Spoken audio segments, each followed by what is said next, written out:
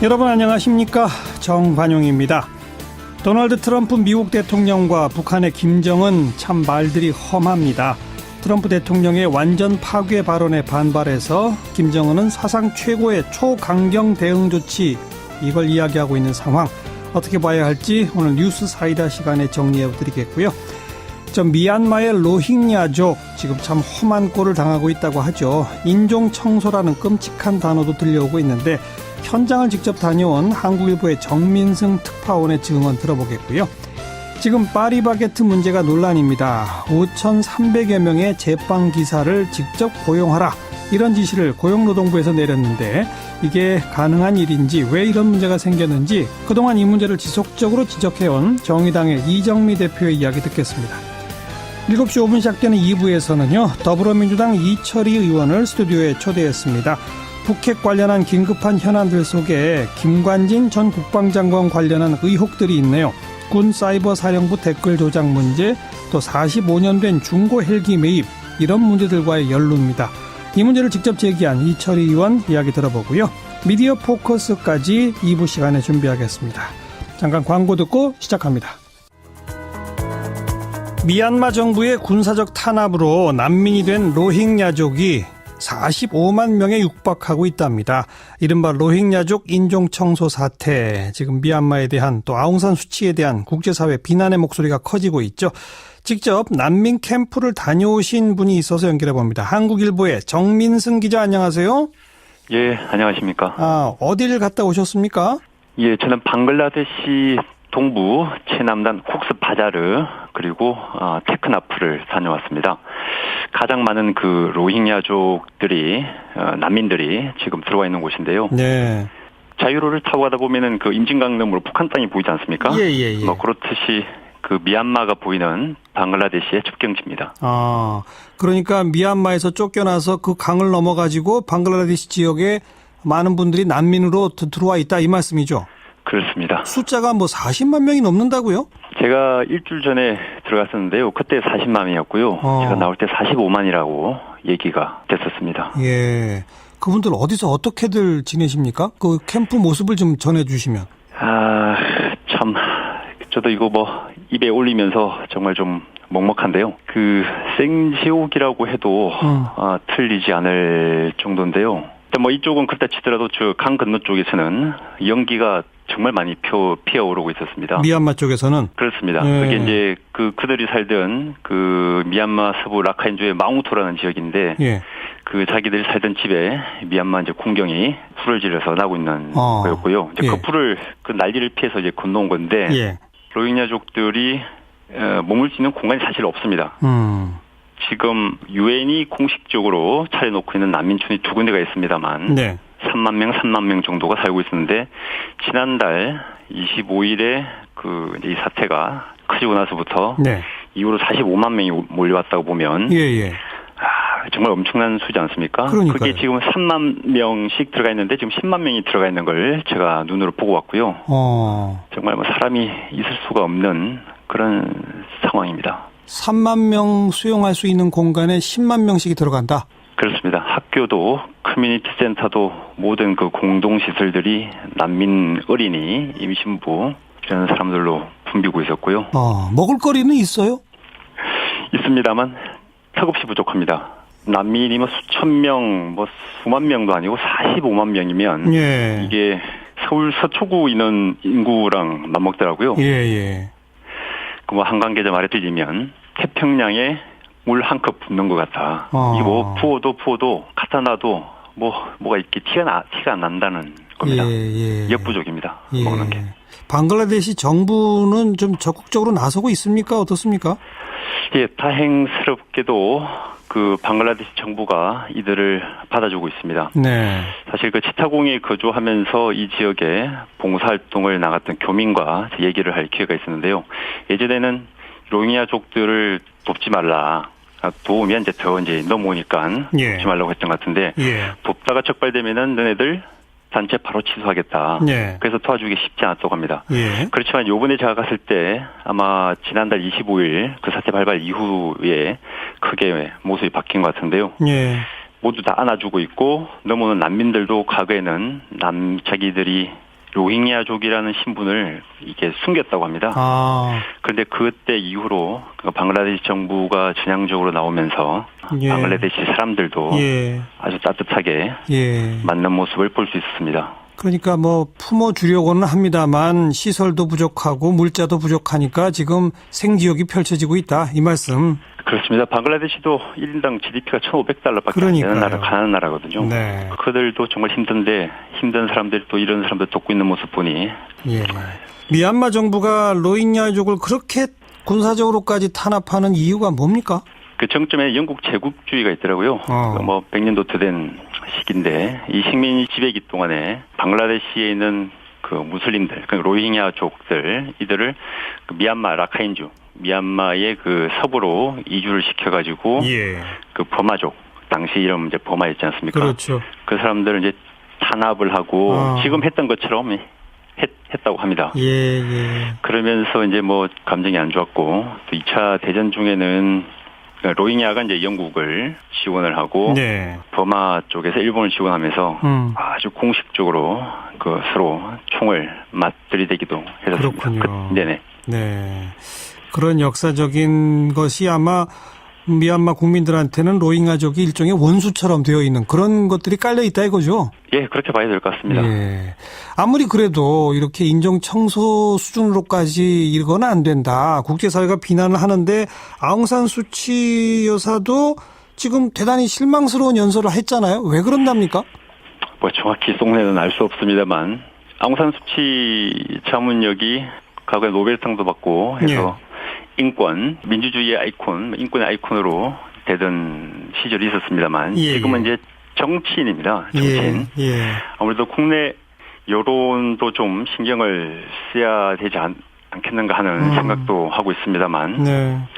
수치 여사를 그렇게 움직이는 데는 미얀마 내부의 여론도 상당히 큰 역할을 하고 있다고 보고 있습니다. 네.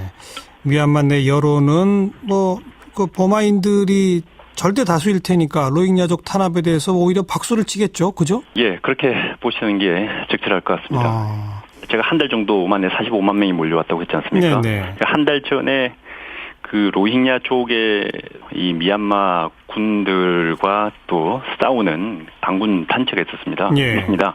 그 단체가 이제 미얀마 군 경찰 초소를 습격해서 한 10명 정도를 죽였는데 그 이후에 이제 이 일이 일어났고 있기 때문에 네. 그 로힝야족에 대한 소탕 작전을 근데 테러리스트 소탕으로 보는 의견이 압도적이고요. 또 뭐 기본적으로 이 나라가 불교의 나라다 보니까 종교적인 이유도 있는 것 같습니다. 이거 해법이 없겠습니까? 어떻게 해야 합니까? 이 노답이라는 단어가 적절하지 않을까 싶은데요. 네. 일단 지금 이렇게 많은 사람들이 와 있으니까 일단 이 난민들이 일단 삶을 살 수 있도록 국제사회의 좀 지원이 좀 무엇보다 좀 빨리 그렇죠. 좀 이루어져야 될 것 같고요. 예. 국제사회에서도 뭐 여러 채널을 통해서 미얀마 정부를 압박하고 있습니다만 네. 그 만행을 멈추라고 그 수위를 좀 더 높여야 될 필요가 있지 않나 싶습니다. 네. 우선 도망쳐 나온 분들 먹을 것부터 빨리 좀 보내야 되겠습니다. 국제사회가 함께 힘을 합쳐서요. 네. 수고하셨습니다. 감사합니다. 한국일보의 정민승 기자였습니다. 파리바게트 본사에 이 제빵기사 직접 고용하라 이렇게 명령한 고용노동부의 결정이 지금 큰 논란을 낳고 있죠. 그동안 이 문제를 지속적으로 문제제기해왔던 정의당의 이정미 대표 연결해서 설명을 좀 듣겠습니다. 이 대표님 안녕하세요. 네, 안녕하세요. 이정미입니다. 요 제빵기사란 분들은 골목골목에 있는 파리바게트 가맹점에서 직접 빵을 만드시는 그런 분들인가요? 네, 그렇습니다. 제빵기사들입니다. 그분들은 지금까지는 그럼 그 가맹점에 고용돼 있었습니까? 그게 아니고요.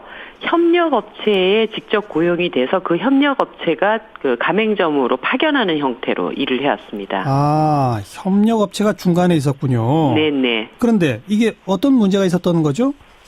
일단 제가 파견 형태로 업무를 한다고 했는데요. 네. 이 제빵 등 제조기사 업무는 파견 허용 업종이 아닙니다. 네. 파견 업종은 경비 등 굉장히 제한된 영역에서만 고용할 수 있도록 되어 있는데 일단 예. 파견법상에 이런 고용 형태가 일단 안 되는 곳에서 불법적으로 인력 운영을 해왔다는 것이고요. 예.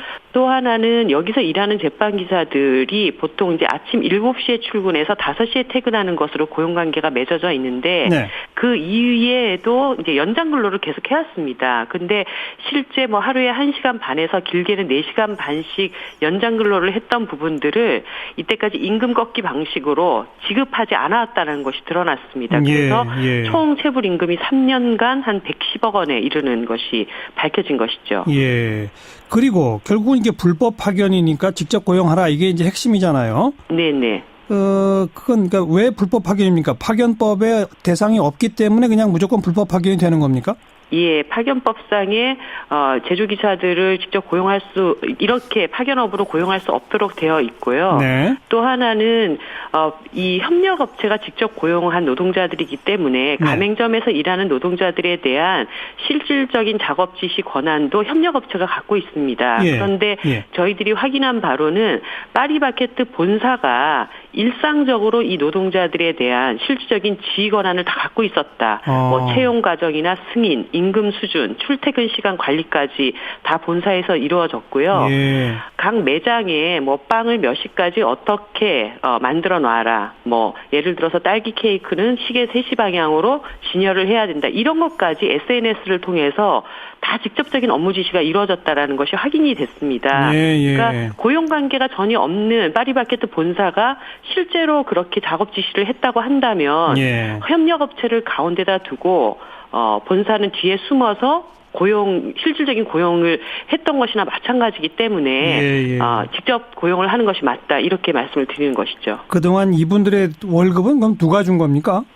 협력업체를 통해서 지급이 됐습니다. 그 협력업체는 그럼 이분들의 월급을 준 그 돈을 어디서 받았어요? 협력업체가 그 하나의 독자적인 사업체이기 때문에요. 거기에서 임금이 지급이 되지만 실제로는 본사가 이 협력업체의 경영 지원료 명목으로 한 250만 원 정도를 지원을 했습니다. 1인당. 그리고 가맹점주가 도급비 명목으로 이 협력업체에 340만 원을 줘왔습니다. 1인당. 그러니까 총 1인당 600여만 원의 돈을 가맹점주와 본사로부터 받고 여기에서 한 200만 원 정도의 월급을 노동자에게 준 꼴이 되는 것입니다. 나머지 400만 원은 협력업체가 그냥 갖고. 그렇습니다. 협력업체는 하는 일이 없잖아요, 사실은. 그렇습니다. 그렇기 때문에 저희가 본사가 실질적으로 직접 고용을 한다 하더라도 지금 뭐 이렇게 되면 본사의 임금 부담이 굉장히 늘어난다라고 여러 가지 뭐 하소연을 하시는 것 같은데 실질적인 그 부담 비용이 그다지 늘지 않을 수 있다. 오히려 줄어들 수도 있다라고 저희들은 판단하고 있습니다. 예. 아니 기존에도 본사가 이 협력업체한테 1인당 250만 원씩 줬다면서요? 네네. 근데 정작 제빵기사들 월급은 1인당 한 200만 원이라면서요? 네, 그렇습니다. 그럼 직접 고용해도 이제는 250만 원 주는 게 아니라 200만 원만 주면 되니까 오히려 돈이 남는 거 아닙니까? 예, 우리나라의 많은 용역업체들을 끼고 있는 그 사업체들이 다 이런 문제가 있습니다. 용역업체 용역 비용을 주면서 실질적으로 일하는 노동자들은 굉장히 임금을 박하게 주는 이런 일들이 파리바게뜨에서도 뭐 전형적으로 드러난 예라고 할 수 있겠죠. 이 협력업체는 그러면 거의 뭐 땅 짓고 헤엄치기식으로 돈을 버는 셈인데 이 파리바게뜨랑 협력업체랑은 무슨 관계가 있어요? 실제로 그 인력에 대한 그 수급이나 이런 것들을 만드는 창구 같은 역할을 했던 것으로 알고 있습니다. 그게 한 11개 업체 정도가 되는 것으로 아는데요. 그 직접 고용을 한 노동자들의 임금과 그 파견업체를 통해서 고용한 이 노동자들의 임금 차이가 1년에 한 1,000만 원 정도가 됩니다. 그래서 노동자들의 임금은 저하시키고 직접 고용으로부터 발생하는 사용주의 책임들을 회피하는 이런 과정이라고 봐야 되겠죠. 그런데 지금 본사하고 협력업체는 맞소송을 제기하겠다라고 불복하고 있는데 이분들은 왜 이렇게 나옵니까? 제가 뭐 판단할 때는 일단 이 급격한 변화를 수용하기가 굉장히 어려우시다라는 생각은 드는데요. 일단 이분들은 파견법과 근로기준법을 위반한 것입니다. 그러니까 이 불법 행위에 대해서는 정확하게 책임을 지시는 자세가 필요하고요. 그리고 나머지 가맹사업법상의 문제나 이런 것들은 공정거래위원회나 이런 것들을 통해서 예. 가맹점과 본사와의 관계 문제를 잘 정비해 나가는 그런 과정들이 필요하겠죠. 네. 파리바게뜨 말고 다른 프랜차이즈 업계들도 유사하게 이렇게 고용하고 있습니까? 대부분의 그 프랜차이즈 업계들이 이런 유사한 사례들이 나타나고 있다고는 봅니다. 예. 그래서 이게 우리나라에 지금 프랜차이즈 업종들이 굉장히 많이 있지 않습니까? 그렇죠. 제가 말씀을 드린 것은, 향후에 가맹점주를 비롯한 이해 당사자들이 좀 협의기구를 통해서 예. 이런 방식의 고용 생태계를 조금 변화시키는 예. 그런 좀 적극적인 조치들을 하는 게 좋지 않겠는가. 이런 부분들을 그동안 너무 방치해놨기 때문에 예. 파리바게뜨 같은 큰 문제가 터진 것으로 보여지고요. 예. 그래서 좀 전반적인 점검들이 필요하다 이런 생각을 갖고 있습니다. 조금 아까 이 대표도 살짝 언급하셨습니다마는 파리바게뜨뿐 아니라 프랜차이즈 업계 전반으로 너무 급격한 성급한 정책 변화에 따른 후유증이 크다. 이런 우려는 어떻게 생각하십니까? 어쨌든 문제가 불거졌기 때문에 이 문제를 그냥 덮고 갈 수는 없다고 봅니다. 네. 그래서 저는 파리바게뜨가 이 문제에 대해서는 일단 선도적으로 이 문제를 선순환할 수 있는 어떤 계기를 잘 열어주시기를 부탁을 드리는 것이고, 네. 다른 부분에 대해서는 아까 말씀드렸다시피 좀 정부가 적극적으로 나서서 제가 이거는 고용노동부 장관님께도 요청을 드린 바가 있습니다. 예. 협의기구를 통해서 좀 합리적인 방안들을 단계적으로 해결해 나가자라고 하는 말씀을 드리는 것입니다. 그리고 일단 불거진 파리바게뜨가 하나의 모범 사례를 만들어달라 이 말씀입니다. 네, 그렇습니다. 지금 파리바게뜨가 우리나라 최대의 제빵 회사입니다. 예, 알겠습니다. 네네. 예, 고맙습니다. 네네. 정의당의 이정미 대표였습니다. 윤태권 실장 어서 오십시오. 네, 안녕하세요. 트럼프 대통령의 유엔 연설에 대해서 김정은 위원장 개인 명의 성명이 나왔죠.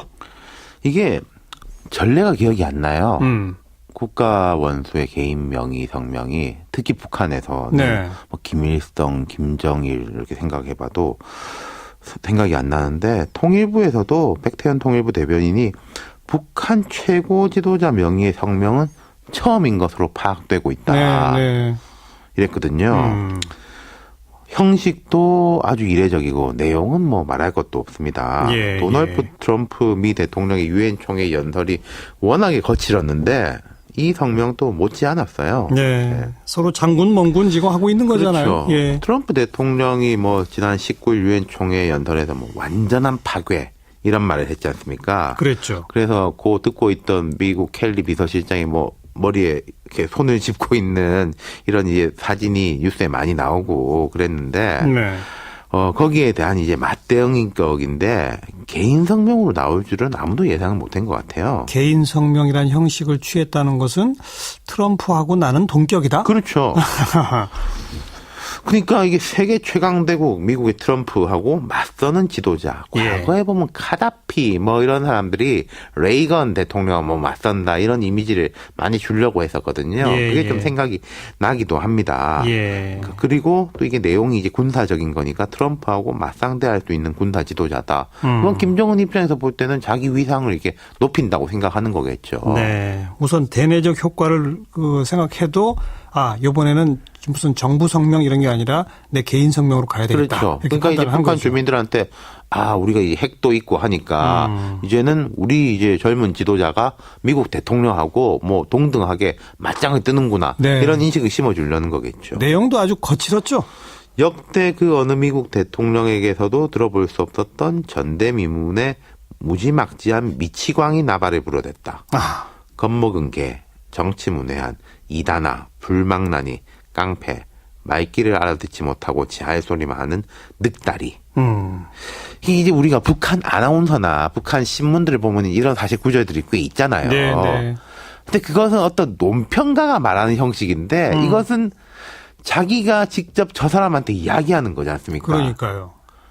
그러니까 이것은 트럼프 대통령이 참 막말 많이 하지만은 김정은한테 대해서는 요즘 로켓맨이라고 합니다만은 그래도 이런 식의 이야기는 잘 안 하잖아요. 이건 이제 감정적 표현을 이제 극대화된 것이고 이게 또 이제 젊어서 그런지 좀 불안정해서 그런지 그런 것도 엿보이는 것 같아요. 네. 뭐 이런 걸 참모들이 이렇게 합시다라고 건의하진 않았을 것 같고요. 그리고 아무튼 초강경 대응하겠다라고 하는 그런 주장을 담았죠. 네. 미국 집권자의 발언은 나를 놀래우거나 멈춰 세운 것이 아니라 내가 선택한 길이 옳았으며 끝까지 가야 할 길을 확증해 주었다. 가장 관심이 쏠리는 부분은 상응한 사상 최고의 초강경 대응 조치 단행을 신중히 고려할 것이다. 예. 이런 언급이거든요. 예. 자, 사상 최고, 초강경이라는 수식어가 붙은 대응 조치를 자기 이름으로 내놨기 때문에 많은 이제 전문가들은 뭔가를 하긴 할 거다. 그렇죠. 이렇게까지 하고 안 하는 건 또 더 이상하니까. 예. 그러면은 뭐 자기의 이제 뭐 크레딧이 떨어지는 거 아니겠습니까? 네. 트럼프가 그 무엇을 생각했든 간에 그 이상의 결과를 보게 될 것이다. 이런 이야기까지 했거든요. 예. 자기 말값을 할 건데, 근데 요 구절은 또 저는 눈에 띄더라고요. 뭐가요? 단행한다가 아니라 단행을 신중히 고려할 것이다. 그러니까 뭐 하나를 이렇게 좀 여지를 남겨놓은 거죠. 뭔가 조금 더 생각하겠다. 그렇죠. 네가 한 번 더 하면 나도 진짜 할 거야. 아이고. 뭐 이런 식의 이제 운신의 폭을 넓게 가져가고. 그 사상 최고의 초강경 대응 조치가 무엇일까에 대해서 북한 외무상이 한마디 거들었죠. 그러니까요. 지금까지 한 게 이제 ICBM 시험 발사하고 뭐 말한 거 중에 안 한 게 괌 포위 사격 정도인데 네. 리용호 북한 외무상이 유엔 총회 참석 중이거든요. 이게 뭐냐 기자들이 물어보니까 이건 김 위원장이 결정하는 거다 전제하면서도 뭐 태평양상의 수소탄 시험 이런 걸 예상했거든요. 네. 근데 지금 북한의 핵실험은 자기 영토에서 지하의 핵실험이지 않습니까? 그렇죠. 근데 이게 태평양의 공해상이라고 할지라도 공중 핵실험을 한다는 것은 이건 전 세계적으로 문제가 그렇죠. 되죠. 이게 과거에 뭐 프랑스, 미국 이런 나라들이 공중 핵실험을 많이 했는데 자기네 영역에서 했기도 하고 이게 한 80년대 이후로는 거의 없는 것 같아요. 예. 이렇게 된다면은 정말로 뭐 감당하기 어렵겠죠. 근데 지금 미국과 북한의 이런 말폭탄 이게 자칫 무슨 뭐 긴장 고조를 넘어서 군사적 충돌로까지 가는 거 아니냐라는 우려. 이게 제일 큰 거 아닙니까? 말 그대로 치킨 게임 중이거든요. 네가 운전대를 꺾어라. 나는 안 꺾는다. 예. 서로 지금 그러고 있기 때문에 예측이 어려워 보이고 예.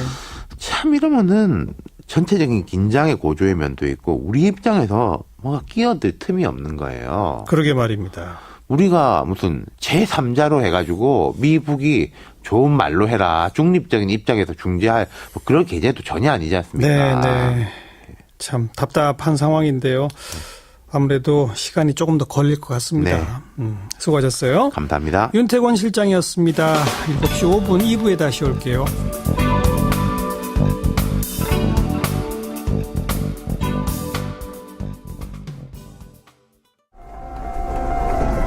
군 사이버 사령부의 댓글 공작, 또 45년 된 중고 헬기 매입, 이런 문제들에 김관진 전 국방장관이 연루되었다.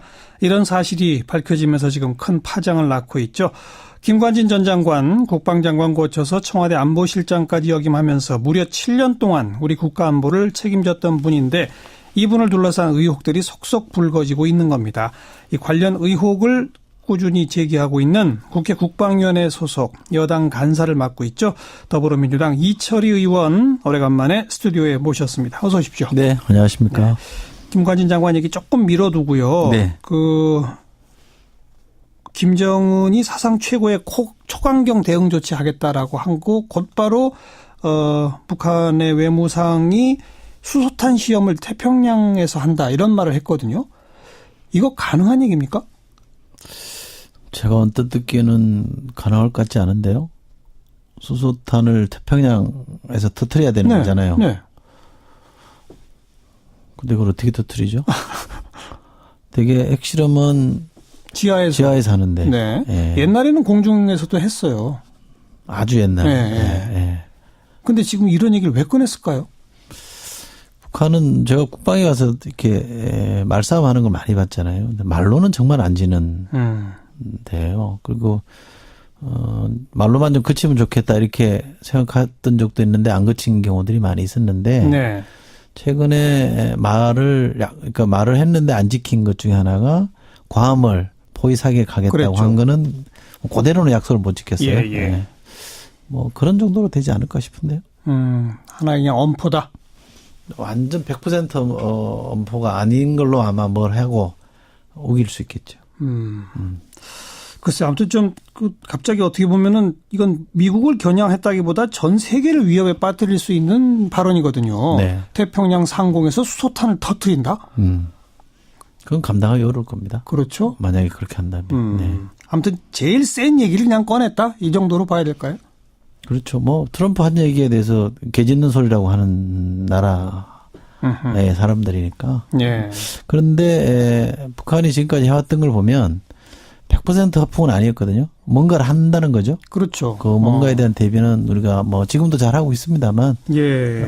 지금 더 좀 경계를 높여서 해야 되겠죠. 알겠습니다.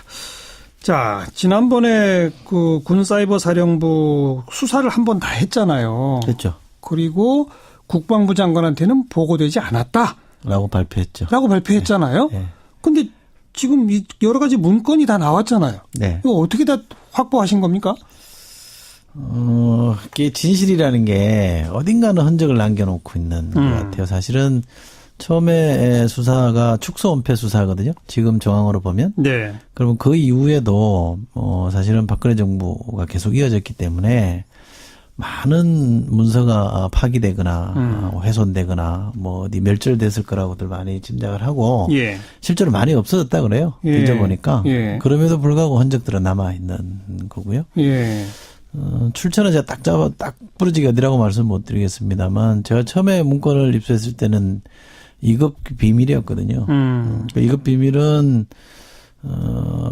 일반인이 공개를 못 합니다. 제가 그래서 상임위장에서 면책 특권을 이용해서 제가 발언을 한 거고요. 네. 그 이후에 군에서도 이 문건은 공개하는 게 맞겠다라고 판단을 해서 그 문건에 들어있는 몇 가지 항목만 작전에 관련된 것만 빼고 공개를 했습니다. 그래서 지금은 이제 거의 많은 언론인들이 보고 있는 겁니다. 정권이 바뀌고 새 국방부 장관이 가고 그러면서 뭐 지금 뭐 국정원이나 검찰 이런 데서 무슨 자체 개혁한다, 적폐청산 태스크포스 만들듯이 군도 과거 정부의 여러 가지 이런 것들 지금 하고 있잖아요. 그러면서 이제 더 불거져 나온 거죠. 그렇죠. 적폐청산위원회라는 거는 만들어져 있고요. 이 건은 재수사하는 팀들이 구성돼서 하고 있습니다. 네, 네. 그러니까 이것만 별도로 재수사를 하는 거죠. 예. 왜냐하면 국방부 내에서 경찰 기능을 하는 데를 우리가 헌병이라고 그러고요. 네. 또 조금 더 단위가 높은 거는 조사본부라고 하는데 거기서 처음 수사를 했거든요. 여기서부터 뭔가 축소 은폐가 이제 시작이 된 거니까 네. 그거부터 지금 뒤지고 있는 거죠. 네. 그래. 그 문건에 의하면 어떻게 연루가 되어 있는 거예요? 장관하고. 장관이 이제 문건에 본인 이름 김관현이나 이름 석자를 손수 사인한 게 있는 문건인 거고요. 그동안은 예. 그래서 결제한 거. 예. 그동안은 자기가 관여 안 했다는 거거든요. 예. 보고받은 바도 없다 이런 얘기를 했는데 그 문건에 보면 총선 대선을 겨냥해서 심리전을 한다. 이렇게 돼 있고요. 정책 중립이라는 표현을 쓰긴 했습니다만 특정 정치인이나 세력을 특정 정당이나 정치인을 옹호하는 행위는 일체 금한다 이렇게 해놨어요. 옹호는 금한다. 네. 그러니까 비판은 가능하다. 사실 댓글은 비판하는 게 주가 되는 거니까. 예. 주로 야당 비판하겠죠. 예. 그래놓고 다한 판단이 모호한 경우에는 사령관 또는 그 530이라는 단에서 했거든요. 그렇죠. 그 단장이 지침에 따른다 이랬기 때문에 네. 그냥 그 현장에서 알아서 해라 이렇게 위임해 준 거거든요. 네. 장관이 위임해 준 거잖아요. 네. 네. 총선 대선 이런 데 대비해서 이런 활동을 마음대로 해라 이렇게 열어준 거나 마찬가지고 네. 그걸 장관이 사인했으니까 장관이 그 책임을 지는 거 아닙니까? 또 하나 좀 유의미한 대목은 이 사이버 댓글 작전을 할 때는 국방부 합참 기무사, 청와대, 국정원, 경찰청 등과 긴밀한 공조체를 구축하고 정보를 공유해라. 이렇게 돼 있다는 거죠. 이 말이 정확한 의미가 뭔지는 조금 더 따져봐야 되겠습니다만 현재 추론으로 보면 거의 범정부 차원에서 뭔가가 진행이 됐다라고 생각할 여지가 있는 거죠. 네. 이것도 더 수사를 해서 밝혀야 될 문제 하나입니다. 네. 그리고 실제로 작업을 국정원하고 같이 한 흔적들이 많이 나왔잖아요. 국정원 돈이 일로 많이 와서 한 거죠. 그렇죠. 네. 돈이 많이 왔습니다. 네. 국정원 돈을 가지고 군사이버사령부에서 민간 요원들도 활용을 하고.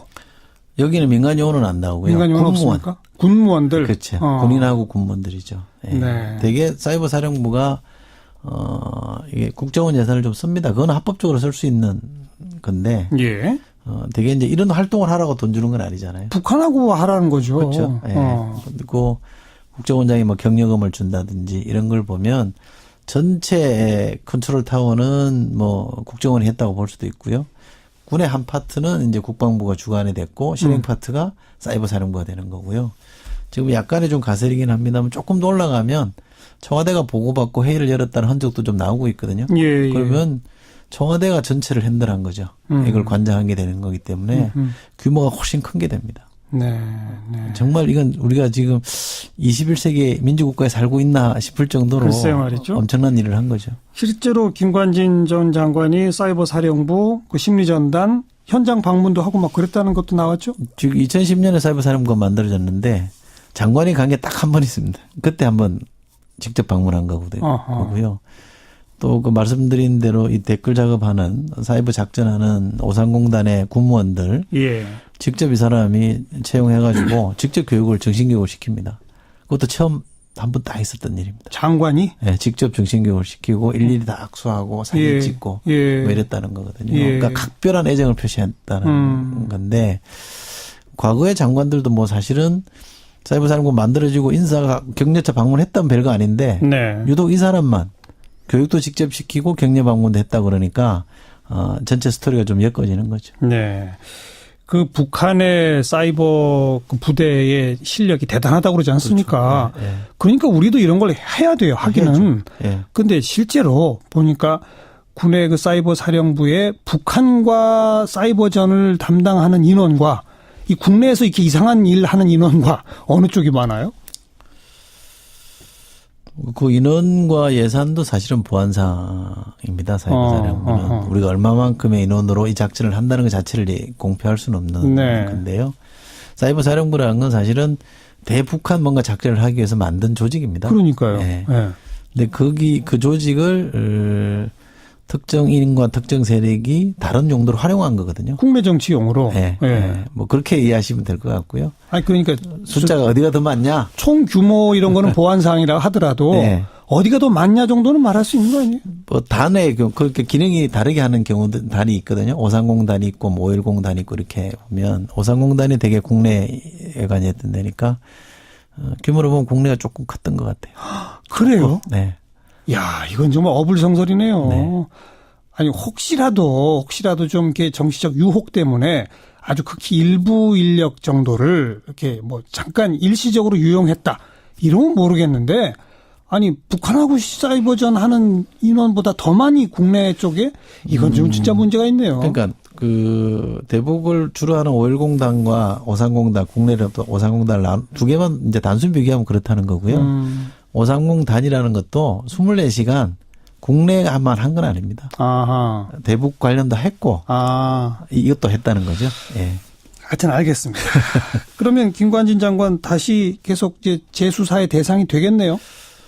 지금까지 제가 볼 때 그건 불가피할 겁니다.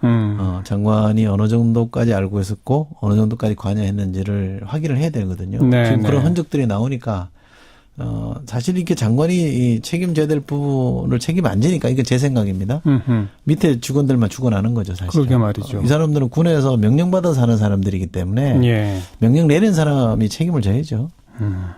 자, 요건 이제 그 문제고 또 하나가 45년이나 된 노후 헬기, 치누크 헬기 14대 우리 군에서 샀는데 이거 이제 업그레이드 하겠다는 용으로 산 거란 말이에요. 근데 업그레이드 못 한다는 거 아닙니까? 너무 낡아가지고 업그레이드가 불가능한 기종이라는 거 아니에요?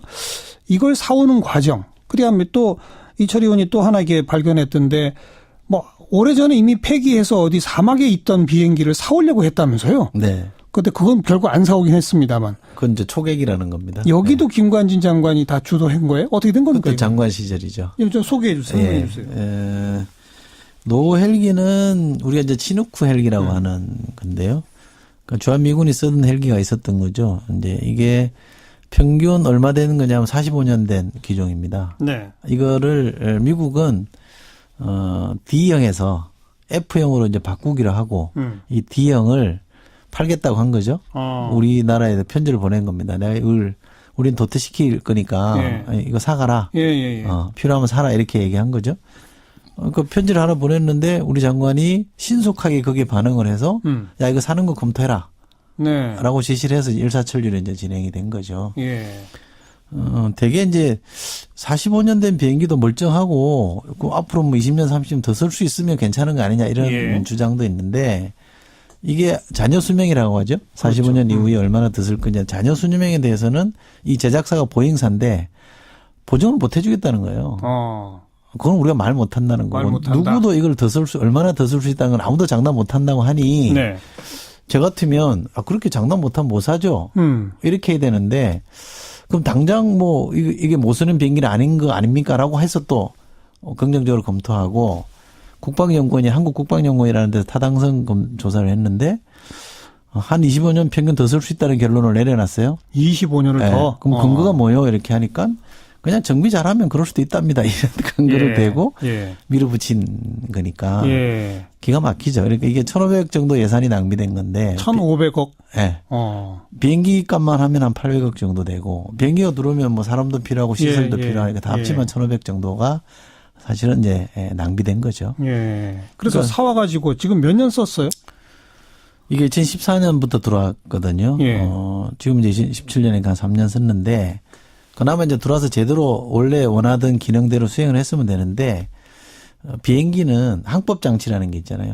그다음에 생존 장치라는 게 있습니다. 이 두 개가 작전을 하려면 이 두 개의 기능이 있어야 되는데 이거를 미군이 자기들 군사 기밀이나 소프트웨어 아주 정밀한 소프트웨어가 담겨 있으니 이거는 못 주겠다 그런 거예요.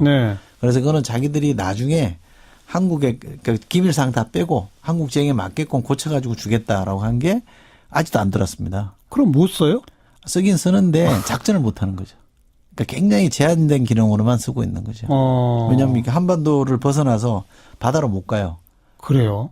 그러니까 이 항법 장치와 생존 장치가 없기 때문에 안 돼 있으니까 못 뛰는 거죠. 근데 엔진은 좋으니까 엔진은 이게 또 업그레이드한 엔진이라 뭐 이거 기능 성능은 좋다 이렇게 얘기하는 사람도 있다는데 그것도 제가 볼 때는 설득력이 없는 주장 같아요. 비행기라는 게 엔진만 갖고 되는 게 아니거든요. 아니 그리고 이걸 사올 때 워낙 오래된 거고 해서 이제 명분도 필요하고 하니까 이걸 업그레이드해서 개량하겠다 이런 계획을 첨부했다면서요.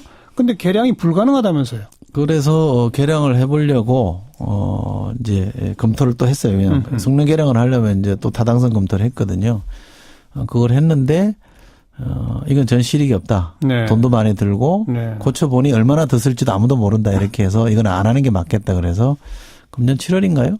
8월에 합참에서 최종 빼자라고 이제 빼버린 거죠. 그러니까 스스로도 말이 안 되는 거죠. 그런데 미국으로부터 편지를 받고 장관이 직접 빨리 긍정 검토하라라고 지시한 것이 드러났다. 문건이 있습니다. 조찬 회의하면서 장관 지시를 이렇게 했다라고 하고 군에 합참에 방사청에 각각 이렇게 지시를 합니다. 알겠습니다. 또 그 사 올려다가 그나마 다행히 못 사게 된 초계기 그건 뭐예요? 초계기는 그것도 참 심각한 얘기인데 이거는 들어왔으면 큰일 날 뻔했습니다. 예산이 한 8천억 정도 되는 겁니다. 8천억? 네. 이게 뭐냐면 해상 초계기라고 왜 잠수함들이 활동하는 그렇게 탐지하는 기능을 하는 비행기가 있거든요. 근데 이 비행기는 어디에 있었냐면 미국 애리조나 사막에 그냥 방치되어 있는 겁니다. 퇴역시켜가지고. 퇴역돼서? 네. 거기 있는 비행기를 이제 사오려고 한 거죠. 그것도 왜 그렇게 되냐면 2010년에 천안함 폭침이 있었잖아요. 그때 사실은 이 초계기가 필요하다는 여론이 많이 생겼어요. 그렇죠. 그럼 그때 했어야 되는데 2012년에 와서 그때는 특별한 뭐 사건이 없었어요. 그럼에도 갑자기 이 대잠 작전을 할 수 있는 거를 좀 따져보는 TF를 만들으라고 장관이 지시를 하고 그 TF에서 또 일사천리로 진행을 했는데 그 어떤 초기가 필요한지를 사양을 정해주잖아요. 그럼 이 비행기를 살 수밖에 없게끔 사양을 정해놓은 거예요. 애리조나 사막에 있는 그걸. 그 비행기를. 그걸 이제 S3급이라고 하는 비행기를. 그걸 그냥 이렇게 밀고 가다가 어디서 이건 수도비 됐냐 하면 작년에 기억하시겠습니다만 북한이 SLBM을 쐈잖아요. 그렇죠. 그러니까 SLBM 쏜 비행기를 보고 나서 이 초계기 가지고는 도저히 안 되겠다. 그 잠수함 보고서? 네. 그 SLBM 쏘는 걸 보고 나서 도저히 이거 가지고는 안 되겠다고 해서 이제 접은 거예요. 그 이게 뭐 군의 당사자들 만나서 이렇게 얘기 들어보면 이러저러한 이유들을 또 명분을 제시하긴 하는데 아무리 생각해도 이해가 잘 안 되고요. 그런데 이것도 김관진 장관이 초계기 사업 검토하라라는 지시로부터 시작됐다. 그런 문구는 지금 안 남아 있는데 TF를 느닷없이 만들고 네. 그 TF가 짜여진 각본대로 결론을 내리고 있는 거죠. 그러니까 두 개가 저는 거의 쌍둥이라고 봅니다. 왜 그랬을까요, 김관진 장관은? 우리나라 이 치누크 헬기도 마찬가지고 이것도 마찬가지고. 뭐 제가 원하는 대답은 잘못된 거긴 합니다만 김관진 전 장관이 미국이 워낙 압력을 넣어서 그랬다라고 하면 저는 차라리 낫겠어요. 근데 그게 아니라 뭐 다른 뭐가 있다면 말 못할 뭔가의 사정이 있다면 예. 저는 그건 정말 나쁜 짓이라고 봅니다. 요 치누크 헬기 건 이런 것도 지금 수사를 들어갔습니까? 어떻게 되는 겁니까? 아직 안 들어갔고요. 지금 문제 제기가 계속 이어지니까 아마 뭐 어떤 결정을 내려야 될 때가 다가온 것 같습니다. 네. 자, 오늘 모신 김에 지금 송영무 장관이 그 문정인 특보 비판하고 뭐 청와대가 공개 질책하고 뭐 사과하고 뭐 근데 다 끝난 게 아니다. 뭐 그 내부의 불협화음이 여전히 심하다. 이런 말들이 나오던데 국방위 현장에서 송영무 장관의 그 발언을 지켜보신 입장이지 않습니까? 네. 보실 때 어때요? 지금 외교안보 라인에 손발이 안 맞아요? 어때요? 그건 아닙니다. 제가 그거는 뭐 그럼요. 엇박자다, 손발이 안 맞다 이건 아닌 것 같고요. 네. 이럴 수는 있잖아요. 안보 라인에서 이제 국방 파트는 조금 더 강한 주장을 할 수밖에 없잖아요. 군사력 위주의 대응을 많이 얘기할 수밖에 없고 또 외교는 외교적 해법에 대한 강한 선호를 좀 드러낼 수밖에 없는 거니까 예. 이 두 개가 사실은 역할 분담을 해서 진행되면 되거든요. 지금까지는 저는 그렇게 가고 있다고 봅니다. 그런데 우리 이제 송영무 장관이 상임위장이 와서 문정인 특보에 대해서 표현을 좀 과하게 하신 거죠. 뭐 아니 표현도 과했고 그 대북 지원에 대해서 통일부가 부인하는데도 시기를 많이 늦출 거다 이런 발언을 또 한 것은 조율되지 않은 발언이고. 그렇죠. 되게 이제 국무위원들끼리 뭔가 회의를 하고 나면 자기 소관 분야가 아니면 얘기를 안 하잖아요. 그 매너이기도 하고 서로 영역을 지켜주는 거기 때문에. 근데 현장에 보면 상임위에서 이제 야당 의원들이 막 역박지르기도 하고 그럼 당신 생각이 뭐냐라고 막 이렇게 얘기하니까 이분이 아직 이제 덜 익숙해진 분이라 네. 그런 말씀을 하셨는데 예. 뭐 이제 조금씩 이제 익숙해지고 있는 거라고 봅니다. 참 전술핵 재배치 논란은 이제 정부 안에서는 끝난 겁니까? 여전히 일각은 필요하다고 주장하는 겁니까? 정부 내에서는 대통령이 말씀하셨기 때문에 입장은 그렇게 정리가 된 거죠. 네, 물론 이제 개별적으로 뭐 국회의원들 중에도 개별적으로는 검토를 해볼 수 있는 거 아니냐라는 의견을 낼 수는 있습니다만 예. 안보팀이나 정부의 공식 입장은 그렇게 하나로 정리가 됐기 때문에 뭐 다른 데 의견은 없습니다. 한미 간의 핵 잠수함 논의 이거는 네. 뭐 거의 합의가 된 것처럼 또 나오더니 또 빠졌어요? 핵 추진 잠수함이라는 원래 들어가면 엔진을 이제 핵을 쓰는 건데 예, 예. 그래서 핵이라는 표현보다는 원자력 추진 잠수함이거든요. 저는 원론적으로는 양국 간에 어느 정도 합의가 있다고 좀 알고 있고요. 근데 이게 도입이 되는 건 아닙니다. 우리가 자체 개발한다면서요? 미국이 팔지는 않은 거니까 우리가 건조해야 되는 문제이기 때문에 건조할 경우에도 여러 가지 문제들이 좀 있습니다. 한미 원자력 협정의 문제도 있고. 그러니까 그 부분만 한미 원자력 협정만 미국이 바꿔주면 우리 기술 개발이 이미 돼 있기 때문에 뭐 한 2, 3년이면 만든다 이런 보도들이 쭉 있었는데. 2, 3년은 제가 해군하고 얘기를 해보니까 2, 3년은 무리고요. 이게 만약에 오케이 합시다 이렇게 했으면 언제 얼마나 걸릴까? 아무리 짧게 잡아도 한 14, 15년 걸린답니다. 14년, 15년이요? 네. 뭐 설계부터 해서 쭉 하는 게 그냥 되는 게 아니거든요. 그럼 그동안 나온 보도가 다 잘못된 보도입니까? 그건 이제 기준을 어떻게 잡느냐로 그냥 해석하시면 좋겠는데, 군의 공식적으로 제가 설명을 들은 바에 의하면 지금부터 딱 시작해도 한 14년, 15년 걸린다는 겁니다. 그래요? 네. 그럼 별로 그렇게 요긴한 얘기가 아니네요. 아, 지금부터 근데 해야 그게 그때라도 아니, 뭐 되는 그렇다 거죠. 하더라도, 근데 그동안 보도만 보자면 지금 이제 북한의 이 뭐 위협 이런 등등에서 우리가 지금 특히 잠수함 전력이 많이 처지기 때문에 한미 간의 이 원자력 추진 잠수함에 대해서는 거의 합의가 됐고 그것만 협정만 조금 수정이 되면 우리 그동안에 연구해 놓고 기술 개발한 게 있으니까 금방 뭐 된다. 이거 아니로군요. 그렇죠. 그건 기술의 문제가 아니라 또 기술이 완벽하게 모든 요소를 다 갖추고 있냐면 그건 또 아니거든요. 네. 그래서 조금 시간이 걸린다고 보면 되고요. 또 하나 제가 참고로 좀 말씀드리고 싶은 거는 우리나라 지형에 원자력 추진 잠수함이 맞는지 아니면 그보다 조금 잠수함을 더 많이 만드는 게 맞는지 대해서는 군 관계자들도 조금 의견이 달라요. 차이가 있어요. 네. 그건 뭐 서로 좀 토론을 해보는 게 전 좋다고 봅니다. 여기까지 오늘 말씀 듣겠습니다. 더불어민주당 이철희 의원이었습니다. 오늘 고맙습니다. 예, 고맙습니다. 주요 뉴스 소리로 들어보는 사운드 오브 뉴스 시간입니다. 김민아 기자 어서 오세요. 안녕하세요. 첫 번째 들어볼 소리는요. 양승태 대법원장이 오늘 퇴임식을 했다는데요. 퇴임식 소리를 찾으려고 했는데 없어서 6년 전 취임할 때 소리 다시 들어보겠습니다. 2011년 9월 국회 본회의장. 대법원장 양승태 임명동의안은 가결되었음을 듣습니다. 보수자나 사회적 약자의 권리가 다수의 그늘에 묻혀 부당하게 침해되지 않도록 보호하는 것이 사법부에 맡겨진 또 하나의 중요한 사명입니다. 네, 요즘 법조계에서는 양승태 대법원장에 대한 일선 법관들의 반발이 이어지고 있습니다. 양승태 대법원장이 아니 퇴임식에 퇴임사는 지금 소리를 못 찾으셨다고요? 이게 이제 그만큼 양승태 대법원장의 어떤 그 법관으로서의 위력 이런 게 그동안은 많이 확인이 됐었는데 퇴임하는 자리에서는 역시 물러가는 권력이다 보니까 언론의 어떤 관심 이런 것들이 좀 그래요? 적었던 것 같습니다. 그래도 어쨌든 보도는 있었는데 그렇습니다. 퇴임사에 어떤 메시지를 남겼어요? 공식 임기는 지금 24일 자정까지인데 휴일이라서 오늘 일단 퇴임식을 앞당겨 했다고 이제 같이 나오고 있고 네. 양승태 대법원장이 한 얘기들 정리를 좀 해드리면요. 사법부가 큰 위기에 당면에 있다라면서 상충하는 가치관 사이의 대립과 갈등이 격화돼서 위험 수준에 이르렀다. 이렇게 지금 현 상황을 진단했습니다. 네.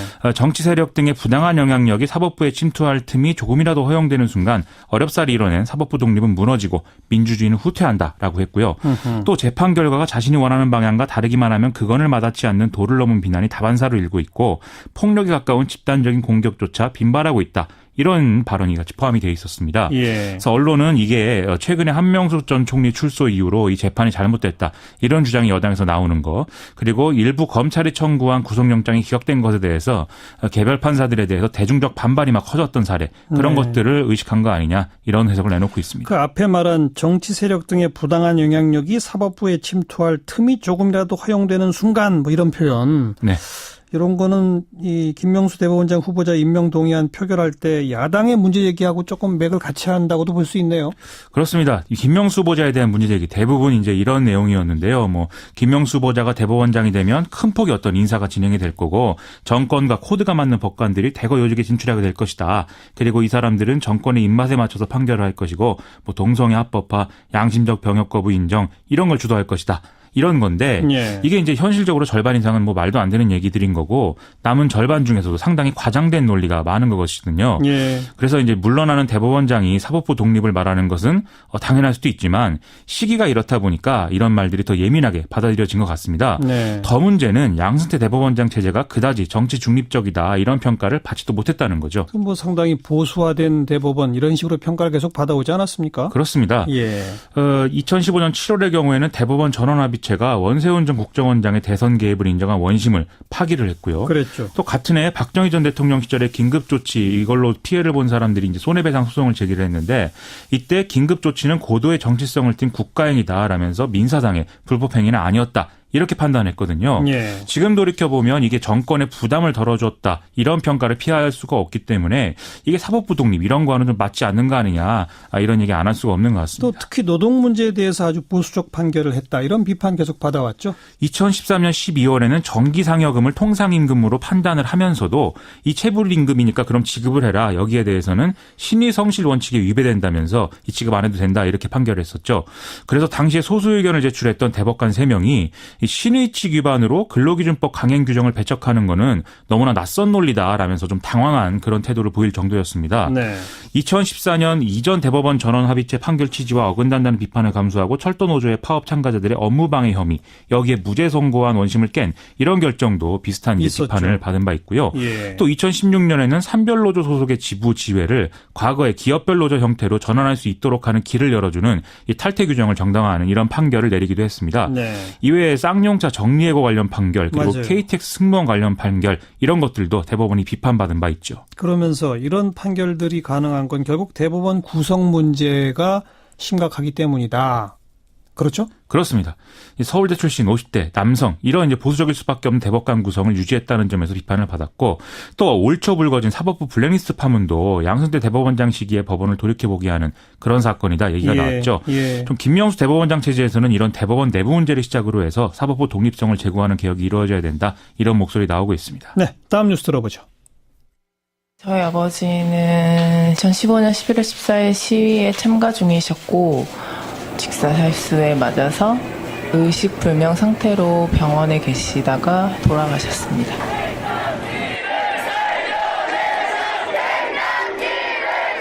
백남기 농민의 사망은 국가의 기본적 임무를. 백남기 농민 사망 일주기죠. 오는 25일이. 그렇습니다. 그래서 들으신 목소리는 이제 백남기 씨의 유족이 과거에 이제 발언한 그런 목소리와 집회 과정에서의 목소리였는데요. 이낙연 국무총리가 지난 19일 국무회의 주재하는 자리에서 백남기 씨 사망에 대해서 사과를 했습니다. 다시는 과거가 되풀이되지 않도록 공권력의 사용에 관한 제도와 문화를 쇄신하겠다. 네. 경찰의 진정한 반성과 확실한 재발 방지를 증명해달라. 이렇게 얘기를 하면서 좀 이 국면이 좀 풀리는 그런 분위기입니다. 오늘 이 총리가 그 유족분들 직접 만났죠? 오늘 정부 서울청사 접견실로 백남기 씨 배우자인 박경숙 씨 그리고 장녀인 백도라제 씨를 초청해서 차를 대접하면서 위로를 했는데요. 사과는 작은 시작에 불과하고 실질적 행동이 따라야 된다. 필요한 조치가 빨리 이루어지도록 노력하겠다. 이렇게 약속도 했습니다. 유족들은 그간 정부의 사과가 없었다는 점에 아쉬움 표현하면서도 이낙연 총리 덕에 한시름 났다. 이렇게 긍정적 반응을 보였습니다. 내일 추모대회 열리죠.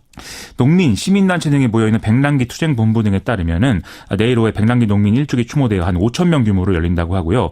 오후 2시부터 서울 중구의 농협중앙회 앞에서 농민단체가 사전대회 열고 본대회는 오후 4시에 백남기 농민이 물대포를 맞은 장소인 종로 1가 르메이에르 빌딩 옆 샛길 그리고 청진공원 이렇게 열린다고 합니다. 네. 오후 6시에 대회가 마치면 종로구청과 광화문 KT빌딩 옆을 지나서 광화문 광장으로 이 단체들이 이동을 해서 오후 7시부터 공식 추모 행사를 가지게 되고요. 추모 행사 오후 8시 반쯤에 끝날 예정이라는데 이후에 일단 행진이 따로 예정돼 있지는 않다고 합니다. 네. 그래서 일정들 참고하셔서 다른 일정이 있으신 분들은 교통 문제를 고려해야 될 것 같고요. 또 친박 보수향 단체가 대학로, 보신각, 안국역, 삼청동에서 태극기 집회와 행진한다고 하니까 이것도 같이 고려해서 좀 이날 일정을 좀 짜셔야겠습니다. 설마 내일 집회에는 살수차 안 나오겠죠? 경찰개혁위원회가 살수차와 사벽 배치하지 말라고 권고했는데 경찰이 이걸 수용한다고 했거든요. 그런 입장을 경찰 관계자가 언론을 통해서도 발언하고 있으니까요. 당연한 좀 얘기죠. 평화롭게 끝마쳤으면 좋겠습니다. 수고하셨습니다. 고맙습니다. 김민아 기자였습니다. 미디어 포커스 시간입니다. 민주언론 시민연합의 김원경 사무처장 어서 오십시오. 안녕하세요. 지난주에 그 국정원 적폐청산 태스크포스 팀에서 발표한 MB 블랙리스트 관련 소식 전해주셨잖아요. 그런데 그 일주일 사이에 추가 문건이 속속 드러나고 네. 또 KBS, MBC 파업 중인 노동자들이 그런 문건들이 실제 어떻게 시행이 됐는지 네. 또 다 고발하고 네. 이런 게 이어지고 있죠? 네네. 네. 그 관련된 내용이 사실은 11일 날 발표가 됐었잖아요. 네. 그런데 이 내용에 공영방송이 특히 분노하고 있는 것은 이를 실행하는 과정에서 국정원이 KBS, MBC를 장악하려는 아주 노골적인 계획을 세우고 실행했다는 것이 분명하게 드러났기 때문입니다. 각종 문건에서 드러나죠. 네네. 예. 먼저 MBC 정상화 전략 및 추진 방안이라는 것이 있다는데요. 이게 문건이죠. 네, 제목이죠. 문건 제목이에요. 이명박 정부가 MBC 파괴를 위한 3단계 계획을 치밀하게 세웠다는 내용입니다. 네. 문건은 국정원이 2010년 3월 원세훈 당시 국정원장의 지시로 작성했고 청와대에 진행 상황을 보고했다고 합니다. 네. 문건에 따르면 MB정부 국정원은 3단계에 걸친 MBC 파괴 시나리오를 짰습니다. 먼저 1단계는 인적 학살과 시사 프로그램 폐지입니다. 네. 김재철 사장 취임 직후 김우룡 당시 박문진 이사장이 이런 얘기를 했었죠. 김재철 사장이 큰 집에 불려가서 조인트 까이고 MBC 내부 좌파를 70에서 80% 척결했다라고 말한 적이 있었거든요. 맞아요. 네, 바로 이때 MBC가 19개 지역사에 9개 자회사 등 총 28곳 중에서 22곳의 사장을 바꾼 대대적인 인사를 했었습니다. 네네. 이게 바로 그 시나리오에 의했던 것이다라는 게 현재 드러난 거고요. 인적 학살. 네. 네. 그리고 W, 후플러스 등 MBC가 자랑하던 시사 프로그램이 폐지되었습니다. 그랬죠. 그리고 PD수첩은 4대강 아이템 불방 조치가 이루어졌고 계속 인사 이동이 있어서 탄압을 이어갔다. 이렇게 지금 계속 지적을 하고 있죠. 그게 1단계고. 그렇죠. 예. 그리고 국정원이 정리한 2단계는 노조 무력화입니다. 문건에 의하면 경영권 침해 조항이 포함된 노사 간 단체 협약을 개정하라. 그리고 노조가 불응 시에 단체 협약 해지를 통보하라는 지시가 있었습니다. 네. 실제로 2012년 10월 MBC 노조는 170일 파업을 했고 직후에 단체 협약이 아예 해지됐고요. 무단협 상태에서 이용마 기자를 비롯해 많은 MBC 구성원들이 해고되거나 징계를 받았죠. 네. 그러니까 2단계도 실제로 이루어졌다. 이렇게 볼 수 있고요. 네. 마지막 3단계는 놀랍게도 MBC 민영화입니다. 네. 문건에는 MBC 소유 구조를 개편해서 1공영 다민영 체제로 전환한다고 되어 있습니다. 공영방송 MBC를 끝내겠다는 목표가 확실히 엿보이는 대목이고요. 그렇죠. 영화 공범자들을 보시면 그 김재철 전 사장이 지금도 내 꿈은 MBC 민영화라고 말하는 장면이 나오거든요. 맞아요. 예, 이게 이때부터 기획된 것이 아닌가 싶을 정도입니다. 예. 국정원은 18일에 이 문서의 일부를 공개한 것인데요. 20일에 전국언론노조 MBC 본부는 기자회견을 통해서 좀 더 상세한 전문을 공개하라라고 요구한 상태입니다. 2010년 3월에 작성된 MBC 정상화 전략 및 추진 방안. 예, 근데 이게 문서의 일부일 뿐이에요. 네. 네. KBS에도 비슷한 문건이 있죠? 네. KBS는 KBS 조직 개편 이후 인적 쇄신 추진 방안이라는 제목의 문건이 있었습니다. 네. 2010년 6월 국정원이 작성해서 마찬가지로 청와대에 보고했다는데요. 그 내용은 MBC 문건과 마찬가지로 좌편향 간부는 반드시 퇴출, 좌파 세력 재기 음모 분쇄와 같은 노골적인 노조 탄압의 내용을 담고 있습니다. 예, 예. 이런 내용이 있어요. 언론노조 KBS 본부의 전신인 KBS 사원행동 출신, 그리고 언론노조 KBS 본부 조합원, 그리고 편파 방송을 했던 자는 배제할 것을 이렇게 주문을 했고요. 네. 국정원이 노조 출신 인사를 굉장히 노골적으로 배제하라고 요구한 그런 증거였습니다. 예. 실제로 용태영 취재파일 4321 부장은 반정부 왜곡 보도의 혈안이라는 이유로, 그리고 이강현 드라마국 EP는요 PD협회장 출신이라는 이유로, 또 윤태호 추정 60분 PD는 사원행동 출신이라는 이유로 퇴출 대상자 명단에 올라가 있습니다. 네. 문건에는 이런 KBS 구성원들 17명이 명단에 올라가 있더라고요. 구체적인 실명까지 다. 네네. 예. 이렇게 이명박 정부 국정원은 2010년부터 KBS, MBC에 대해서 공통적으로 노조 출신 구성원을 거세게 탄압했다. 이것이 드러난 거고요. 네. 그 결과를 보면 2012년 KBS, MBC, YTN의 총파업까지 해서 부당 징계를 받은 언론인이 해고 21명을 포함해서 452명에 이르렀습니다. 예, 예. 그런데 사실 이명박 전 대통령 측에서는 이 문건을 전혀 모른다는 입장을 내놨고요. 이동관 당시 홍보수석도 본 적이 없다고 이야기하고 있습니다. KBS, MBC 정상화 시민행동은 이런 이유로 국정원이 관련 문건 전문을 공개해야 한다고 아직도 강하게 주장하고 있는 상태입니다. 또 라디오 시사 프로그램들을 다 이렇게 모니터링해서 뭐라고 한 이런 문건도 또 화제던데요. 네네. 그건 오늘 한겨레가 보도를 했습니다. 예. 말씀하신 문건은 국정원이 2009년 말에 CBS를 포함해서 MBC, KBS, SBS, PBC, BBS 등 6개 방송사의 아침 라디오 시사 프로 편파 방송 실태를 조사했다고 합니다. 네. 근데 이 내용이 프로그램 진행자 PD의 성향까지 아주 깨알처럼 평가해 놓은 내용이었습니다. 보도에 따르면 MBC, KBS는 물론이고요. CBS에 대해서도 구성원들의 좌편향 타성으로 편파 방송이 체질화됐다. 이렇게 평가하고요. 회사 전체를 싸잡아 매도하면서 좌편향 딱지를 붙였다고 합니다. 네. 특히 김현정의 뉴스쇼는 김진표 의원, 박지원 의원 등 야권과 좌파 인물들만 출연시키고 청취자들의 잇따른 편파 보도 지적에도 시정 없이 방송을 강행한다. 이렇게 써 있었습니다. 네. 또 시사자키 양병삼입니다에 대해서도 반정부 이미지를 없애기 위해 진행자를 교체했는데도 좌편향 PD와 작가가 왜곡 보도를 하고 있다라고 문제 삼고 있었습니다. 네. 국정원은 라디오 프로그램 편파 방송 근절을 위해서 정부 각 부처를 동원하면서 진행자 퇴출 등 노골적인 개입도 서슴지 않았다는 것이 이 문서에 써 있습니다. 네. 네. 그렇게 해서 MBC 손석희 시선집중에서는 손석희 지금 JTBC 보도부문 사장이 하차했죠. 네네. 그렇습니다. 뭐 이런 일들이 쭉 벌어졌으나 네. CBS는 이런 영향을 전혀 받지는 않았어요. 예. 그렇지 않습니까? 구성원 전체가 좌편향. 그래서 그런가요? 외압이 네. 있어도 그렇다고 해서 진행자를 바꾸거나 프로그램을 네. 없애거나 네. 그러진 않는 곳이 우리 CBS다. 영향을 받지 않은 건 대단한 것 같습니다. 예. 자, 그건 그렇고 지금 KBS, MBC 파업이 계속 이어지고 있는데 네. KBS 이사회, MBC 박문진 이사회 지금 뭐 하고 있어요? 그렇죠. 이번 주에 사실은 KBS 이사회와 박문진 이사회가 모두 열렸습니다. 네. 먼저 20일 수요일에 KBS 이사회가 열렸는데요. 파업 상황이 빚어진 것에 대한 원인에 집행부는 어떤 생각을 가지고 있고 어떻게 해결할 것인지 이인호 이사장이 물었습니다. 예. 그런데 고대영 사장이 여기에 대해서 저는 파업 원인을 제공한 적이 없다.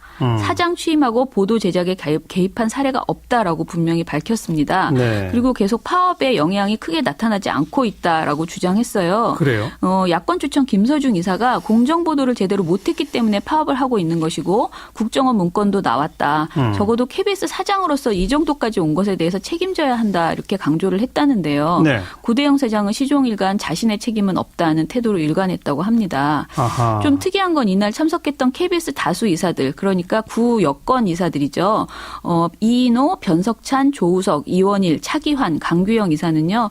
고대영 사장을 여전히 옹호했고 KBS 새노조를 강하게 비판하는 모습을 보였습니다. 네. 특히 조우석 이사는 이런 말을 했습니다. 민주당 방송장악 문건이 사실상 그대로 흘러가고 있다.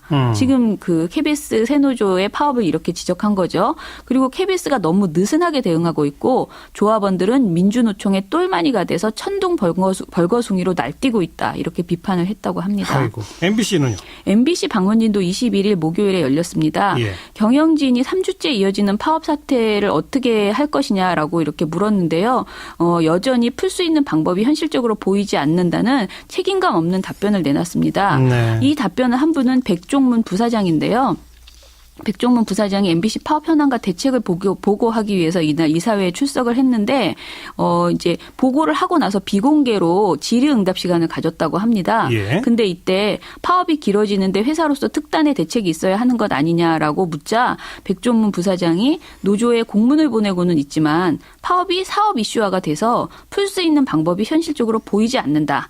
이렇게 대답했다고 합니다. 예. 그 백 부사장은 대선이 끝난 후 단체 협약에 대해서 협의를 했지만 징계에 대해 문제와 특정 정권에 대한 회사의 편향성, 사과 등 전제 조건을 걸어서 회사가 수용하기 어려웠다고 밝혔습니다. 그런데 제가 아까 말씀드린 것처럼 MBC 경영진은 시종일관 그 노조에 대해서 단협을 거부하고 있었거든요. 네네. 그런데 예전부터 단협을 그렇게 원만하게 하고 단협을 하라고 했는데 이제 와서 5년째 안 하다가 무슨 단협 타령을 하느냐 이렇게 그러니까 야권 추천 구 야권 추천 이사가 비판을 했다 이렇게 전해져 있습니다. 예. 박문진 이사진은요 또 이날 2016년 경영평가 보고서에 대해서도 채택에 대해서 마찰을 빚었습니다. 구 야권 추천 이사들은 지난 이사회 때 구 여권 추천 이사들의 반대로 경영평가 보고서가 폐기됐다라면서 직무유기라고 비판을 했고요. 예. 구 여권 추천 이사들은 폐기가 아니다. 채택을 하지 않은 것뿐이다라는 황당한 주장을 했습니다. 그러면 해결의 실마리를 어디서 찾을 수 있을까요? 파업은 장기화될 것 같은데요. 그렇죠. 그런데 사실 가장 빠르고 확실한 방법은 경영진이 물러나는 것인데 그런데 지금 물러날 뜻이 없다는 거 아닙니까? 전혀 없죠.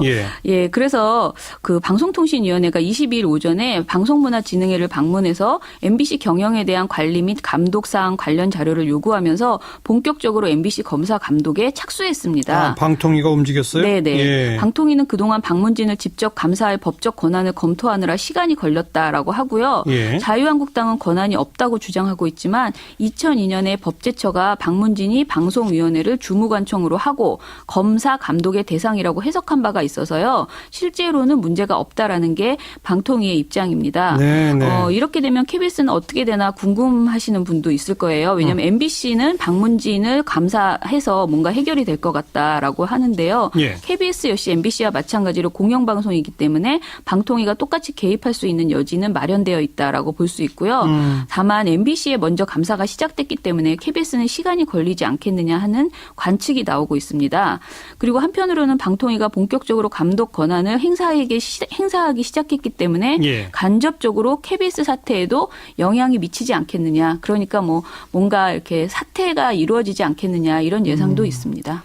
또 MBC는 김장겸 사장 부당노동 행위 관련해서 조사받은 거 그거에 대한 또 처리가 계속 이어지겠죠? 예, 그것도 지금 추가 조사를 하고 있는 중인데 조속히 결과가 나올 거라는 보도가 있습니다.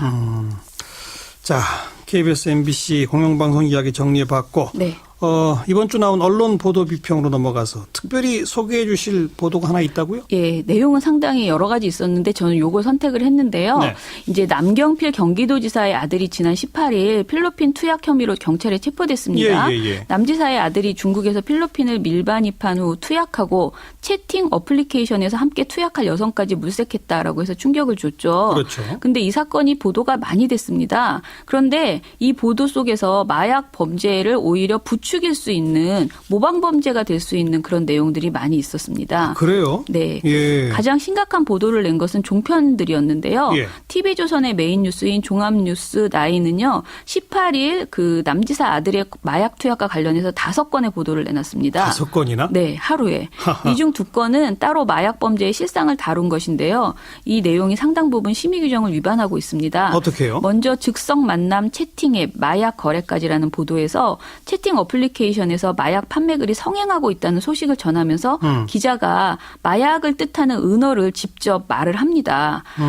이 은어는 사실은 안 알려주는 게 가장 좋습니다. 왜냐하면 실제로 이것을 인터넷에서 치면서 모방 범죄가 나올 수 있기 때문이죠. 어허. 그래서 대부분의 언론은 말해주지 않는데요. 이 기자는 부주의하게 이것을 그냥 말해버린 거예요. 또한 그 속옷에 숨겨 통과 공항 속수무책이라는 보도는요. 너무 상세하게 마약 밀반입 방식을 묘사를 했습니다. 기자는 세관 신고서만 낸 채 쉽게 입국장을 빠져나온다 등등 그 밀반입 방식을 굉장히 구체적 사례를 넣어서 열거를 했습니다. 굳이 또 이런 신체에 은밀한 곳에 마약을 숨기고 무사히 입국하는 20대 여성 등 선정적인 사례도 소개했습니다. 이게 JTBC 보도와 굉장히 차이가 났습니다. JTBC 같은 경우에 은어를 당연히 말하지 않았고요. 화면에서 그 검색어를 치는 장면을 보여주지만 전부 블러 처리를 해서 전혀 글씨를 알아볼 수 없게 했고요. 그리고 구체적인 밀반입 방식을 설명하지 않았습니다. 밀반입이 심각하니 국제 공조수사로 해외 배송책을 잡는 등 대책이 필요하다라는 식으로만 보도를 했습니다. 네. 마약 범죄가 워낙 심각하니까 좀 경각심을 키우기 위한 보도 이렇게 볼 수도 있겠으나 심의 규정까지 위반하면서 너무 상세한 것까지 소개했다. 네네. 왜 그랬을까요? 뭐 아무래도 이건 황색 저널리즘 그렇죠. 이렇게밖에 볼 수가 없죠. 황색 저널리즘이죠. 이게 근데 방송심의 규정을 설명을 드리면요. 방송심의 규정 38조 범죄 및 약물 묘사가 있습니다. 여기 2항을 보면 방송은 범죄의 수단과 흉기의 사용 방법, 약물 사용의 묘사에 신중을 기하여야 하며 이 같은 방법이 모방되거나 동기가 유발되지 않도록 하여야 한다고 명시하고 있습니다. 이 말은요. 그러니까 그 약물을 사용해서 어떠한 환각 효과가 나는지를 너무 자세하게 얘기해도 사실은 동기가 유발될 수 있고요. 그리고 그것을 어떻게 샀는지를 너무 자세하게 얘기하는 것도 굉장히 부적절하다는 그런 그 명시입니다. 그런데 TV조선이 사실상 보도를 보면은 이런 내용이 너무 많이 들어 있었고요. 이게 이제 제가 말씀드린 건 보도뿐이었는데 그 종편 3사의 그 보도 말고 시사교양 프로그램에서는 그러니까 토크쇼에서는 좀 더 심했습니다. 채널A의 뉴스 특급이라는 시사 토크쇼에서는 20일 방송분에서 남경필 지사 아들 사건을 다루면서요. 그들이 쓰는 은어를 당연히 큼지막하게 자막으로 표기를 해줬고요. 그래요? 예. 그리고 뭐 이런 말도 있습니다. 패널로 나온 김성환 평론가가 엑스터시는 나이트클럽에서 유통이 많이 돼서 가격이 높지 않다는 걸 일반인들도 많이 안다라고 말을 했습니다. 사실 저는 이렇게 가격이 싸다는 건 처음 들은 이야기입니다. 그리고 놀랍게도 채널A는요. 유튜브에서 검색하면 마약 제조 방법을 소개하는 것이 있다라면서 마약 제조 영상을 보여줍니다. 유튜브 출처 영상을 무려 2분 동안 2-3차례 반복해서 노출했습니다. 그리고 이 영상에 나갈 때에도 마약상들의 은어는 쉴 새 없이 그 방송에서 나왔고요.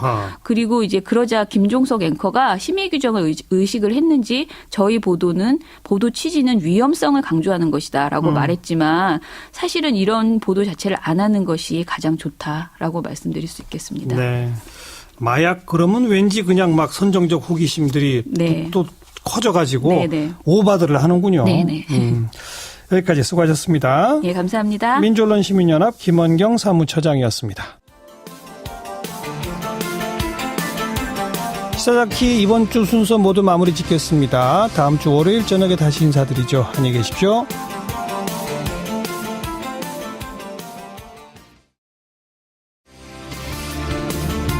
여러분 안녕하십니까? 정관용입니다. 도널드 트럼프 미국 대통령과 북한의 김정은 참 말들이 험합니다. 트럼프 대통령의 완전 파괴 발언에 반발해서 김정은은 사상 최고의 초강경 대응 조치, 이걸 이야기하고 있는 상황. 어떻게 봐야 할지 오늘 뉴스 사이다 시간에 정리해 드리겠고요. 미얀마의 로힝야족 지금 참 험한 꼴을 당하고 있다고 하죠. 인종청소라는 끔찍한 단어도 들려오고 있는데 현장을 직접 다녀온 한국일보의 정민승 특파원의 증언 들어보겠고요. 지금 파리바게트 문제가 논란입니다. 5,300여 명의 제빵기사를 직접 고용하라, 이런 지시를 고용노동부에서 내렸는데 이게 가능한 일인지, 왜 이런 문제가 생겼는지 그동안 이 문제를 지속적으로 지적해온 정의당의 이정미 대표의 이야기 듣겠습니다. 7시 5분 시작되는 2부에서는요. 더불어민주당 이철희 의원을 스튜디오에 초대했습니다. 북핵 관련한 긴급한 현안들 속에 김관진 전 국방장관 관련한 의혹들이 있네요. 군 사이버 사령부 댓글 조작 문제, 또 45년 된 중고 헬기 매입, 이런 문제들과의 연루입니다. 이 문제를 직접 제기한 이철희 의원 이야기 들어보고요. 미디어 포커스까지 2부 시간에 준비하겠습니다. 잠깐 광고 듣고 시작합니다. 미얀마 정부의 군사적 탄압으로 난민이 된 로힝야족이 45만 명에 육박하고 있답니다. 이른바 로힝야족 인종청소 사태, 지금 미얀마에 대한, 또 아웅산 수치에 대한 국제사회 비난의 목소리가 커지고 있죠. 직접 난민 캠프를 다녀오신 분이 있어서 연결해 봅니다. 한국일보의 정민승 기자, 안녕하세요. 예, 안녕하십니까. 어디를 갔다 오셨습니까? 예, 저는 방글라데시 동부 최남단 콕스 바자르, 그리고 테크나프를 다녀왔습니다. 가장 많은 그 로힝야족들이, 난민들이 지금 들어와 있는 곳인데요. 네. 자유로를 타고 가다 보면은 그 임진강릉으로 북한 땅이 보이지 않습니까? 예. 그렇듯이 그 미얀마가 보이는 방글라데시의 접경지입니다.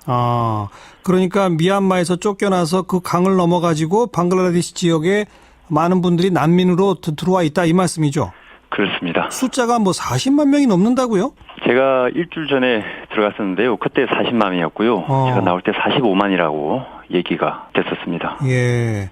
그분들 어디서 어떻게들 지내십니까? 그 캠프 모습을 좀 전해주시면.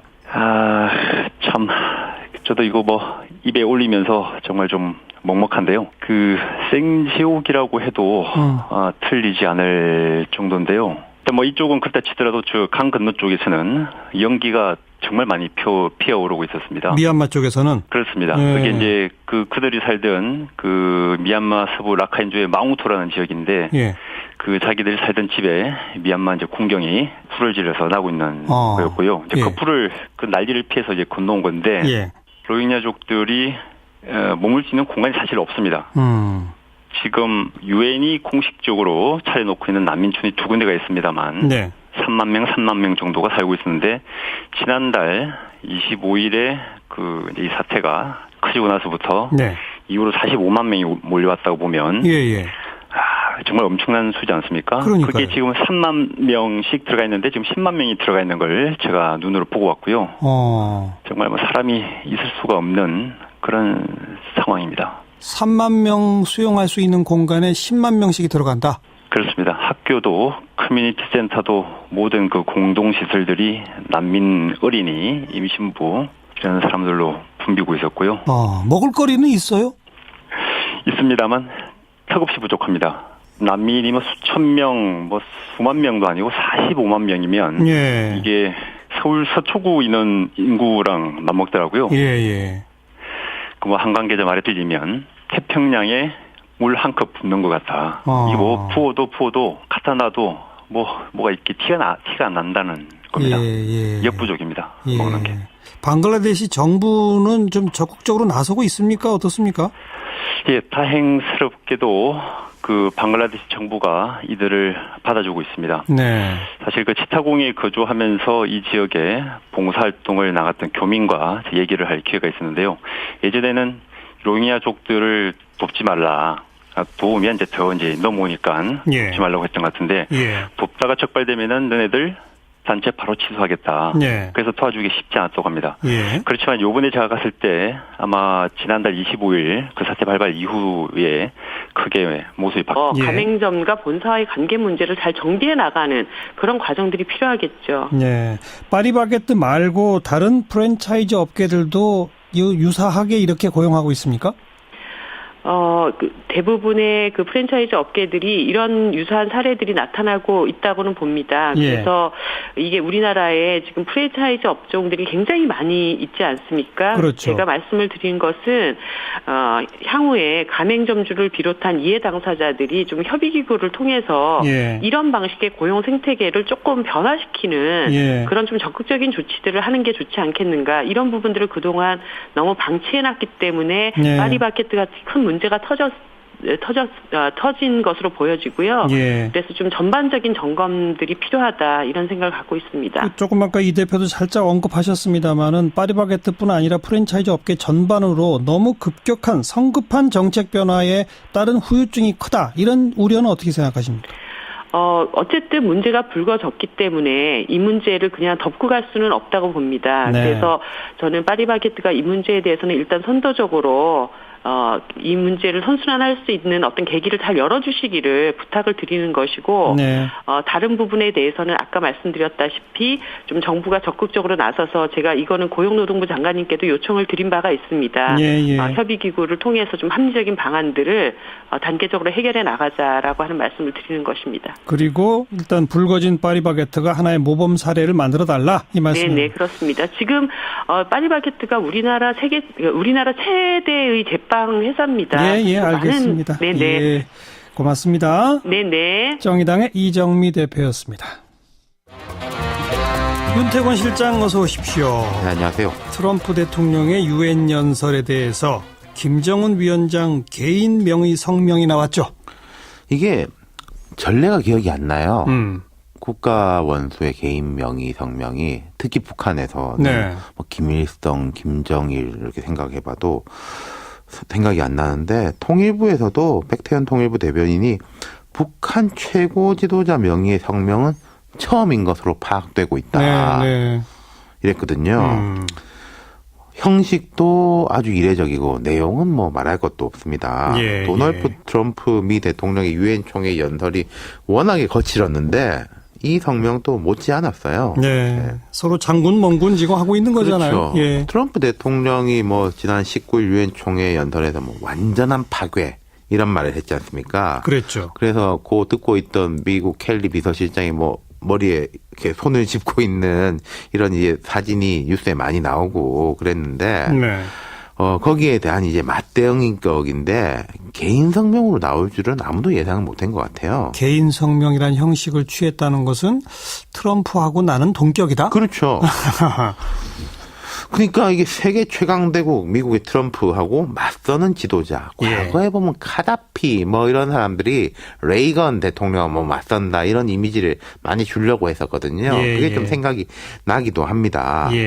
그리고 또 이게 내용이 이제 군사적인 거니까 트럼프하고 맞상대할 수 있는 군사 지도자다. 그건 김정은 입장에서 볼 때는 자기 위상을 이렇게 높인다고 생각하는 거겠죠. 우선 대내적 효과를 생각해도 이번에는 무슨 정부 성명 이런 게 아니라 내 개인 성명으로 가야 되겠다. 그렇죠. 그러니까 이제 북한 거죠. 주민들한테 우리가 이 핵도 있고 하니까 이제는 우리 이제 젊은 지도자가 미국 대통령하고 뭐 동등하게 맞짱을 뜨는구나. 이런 인식을 심어주려는 거겠죠. 내용도 아주 거칠었죠. 역대 그 어느 미국 대통령에게서도 들어볼 수 없었던 전대미문의 무지막지한 미치광이 나발을 불어댔다. 겁먹은 개, 정치문외한, 이단아, 불망나니, 깡패, 말귀를 알아듣지 못하고 지할 소리만 하는 늑다리. 이게 이제 우리가 북한 아나운서나 북한 신문들을 보면 이런 사실 구절들이 꽤 있잖아요. 근데 그것은 어떤 논평가가 말하는 형식인데 이것은 자기가 직접 저 사람한테 이야기하는 거지 않습니까? 그러니까 이것은 뭐 트럼프 대통령이 참 막말 많이 하지만은 김정은한테 대해서는 요즘 뭐 로켓맨이라고 합니다만은 그래도 이런 식의 이야기는 잘 안 하잖아요. 이건 이제 감정적 표현을 이제 극대화된 것이고 이게 또 이제 젊어서 그런지 좀 불안정해서 그런지 그런 것도 엿보이는 것 같아요. 뭐 이런 걸 참모들이 이렇게 합시다라고 건의하진 않았을 것 같고요. 그리고 아무튼 초강경 대응하겠다라고 하는 그런 주장을 담았죠. 미국 안 되는 곳에서 불법적으로 인력 운영을 해왔다는 것이고요. 예. 또 하나는 여기서 일하는 제빵기사들이 보통 이제 아침 7시에 출근해서 5시에 퇴근하는 것으로 고용관계가 맺어져 있는데 네. 그 이후에도 이제 연장 근로를 계속 해왔습니다. 근데 실제 뭐 하루에 1시간 반에서 길게는 4시간 반씩 연장 근로를 했던 부분들을 이때까지 임금 꺾기 방식으로 지급하지 않았다는 것이 드러났습니다. 그래서 총 체불 임금이 3년간 한 110억 원에 이르는 것이 밝혀진 것이죠. 예.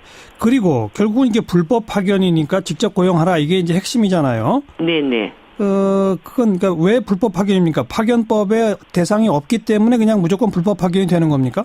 예, 파견법상에 제조기사들을 직접 고용할 이렇게 파견업으로 고용할 수 없도록 되어 있고요. 네. 또 하나는 이 협력업체가 직접 고용한 노동자들이기 때문에 가맹점에서 일하는 노동자들에 대한 실질적인 작업 지시 권한도 협력업체가 갖고 있습니다. 예. 그런데 저희들이 확인한 바로는 파리바게뜨 본사가 일상적으로 이 노동자들에 대한 실질적인 지휘 권한을 다 갖고 있었다. 뭐 채용 과정이나 승인, 임금 수준, 출퇴근 시간 관리까지 다 본사에서 이루어졌고요. 예. 각 매장에 뭐 빵을 몇 시까지 어떻게 만들어 놔라. 뭐 예를 들어서 딸기 케이크는 시계 3시 방향으로 진열을 해야 된다. 이런 것까지 SNS를 통해서 다 직접적인 업무 지시가 이루어졌다라는 것이 확인이 됐습니다. 그러니까 고용 관계가 전혀 없는 파리바게뜨 본사가 실제로 그렇게 작업 지시를 했다고 한다면 협력업체를 가운데다 두고 본사는 뒤에 숨어서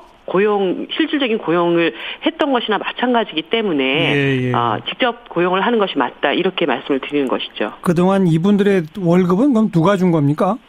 협력업체를 통해서 지급이 됐습니다. 그 협력업체는 그럼 이분들의 월급을 준 그 돈을 어디서 받았어요? 협력업체가 그 하나의 독자적인 사업체이기 때문에요. 거기에서 임금이 지급이 되지만 실제로는 본사가 이 협력업체의 경영 지원료 명목으로 한 250만 원 정도를 지원을 했습니다. 1인당. 그리고 가맹점주가 도급비 명목으로 이 협력업체에 340만 원을 줘왔습니다. 1인당. 그러니까 총 1인당 600여만 원의 돈을 가맹점주와 본사로부터 받고 여기에서 한 200만 원 정도의 월급을 노동자에게 준 꼴이 되는 것입니다. 나머지 400만 원은 협력업체가 그냥 갖고. 그렇습니다. 협력업체는 하는 일이 없잖아요, 사실은. 그렇습니다. 그렇기 때문에 저희가 본사가 실질적으로 직접 고용을 한다 하더라도 지금 뭐 이렇게 되면 본사의 임금 부담이 굉장히 늘어난다라고 여러 가지 뭐 하소연을 하시는 것 같은데 실질적인 그 부담 비용이 그다지 늘지 않을 수 있다. 오히려 줄어들 수도 있다라고 저희들은 판단하고 있습니다. 예. 아니 기존에도 본사가 이 협력업체한테 1인당 250만 원씩 줬다면서요? 네네. 근데 정작 제빵기사들 월급은 1인당 한 200만 원이라면서요? 네, 그렇습니다. 그럼 직접 고용해도 이제는 250만 원 주는 게 아니라 200만 원만 주면 되니까 오히려 돈이 남는 거 아닙니까? 예, 우리나라의 많은 용역업체들을 끼고 있는 그 사업체들이 다 이런 문제가 있습니다. 용역업체 용역 비용을 주면서 실질적으로 일하는 노동자들은 굉장히 임금을 박하게 주는 이런 일들이 파리바게뜨에서도 뭐 전형적으로 드러난 예라고 할 수 있겠죠. 이 협력업체는 그러면 거의 뭐 땅 짓고 헤엄치기식으로 돈을 버는 셈인데 이 파리바게뜨랑 협력업체랑은 무슨 관계가 있어요? 실제로 그 인력에 대한 그 수급이나 이런 것들을 만드는 창구 같은 역할을 했던 것으로 알고 있습니다. 그게 한 11개 업체 정도가 되는 것으로 아는데요. 그 직접 고용을 한 노동자들의 임금과 그 파견업체를 통해서 고용한 이 노동자들의 임금 차이가 1년에 한 1,000만 원 정도가 됩니다. 그래서 노동자들의 임금은 저하시키고 직접 고용으로부터 발생하는 사용주의 책임들을 회피하는 이런 과정이라고 봐야 되겠죠.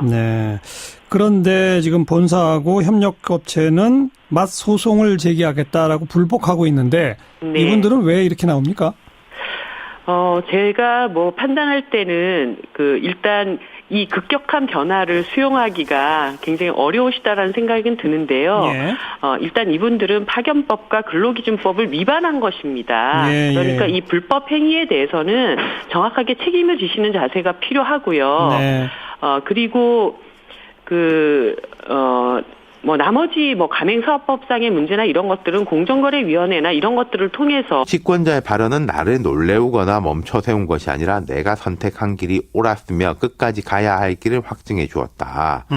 가장 관심이 쏠리는 부분은 상응한 사상 최고의 초강경 대응 조치 단행을 신중히 고려할 것이다. 예. 이런 언급이거든요. 예. 자, 사상 최고, 초강경이라는 수식어가 붙은 대응 조치를 자기 이름으로 내놨기 때문에 많은 이제 전문가들은 뭔가를 하긴 할 거다. 그렇죠. 이렇게까지 하고 안 하는 건 또 더 이상하니까. 예. 그러면은 자기 이제 크레딧이 떨어지는 거 아니겠습니까? 네. 트럼프가 그 무엇을 생각했든 간에 그 이상의 결과를 보게 될 것이다. 이런 이야기까지 했거든요. 예. 자기 말값을 할 건데, 근데 요 구절은 또 저는 눈에 띄더라고요. 뭐가요? 단행한다가 아니라 단행을 신중히 고려할 것이다. 그러니까 하나를 이렇게 좀 여지를 남겨놓은 거죠.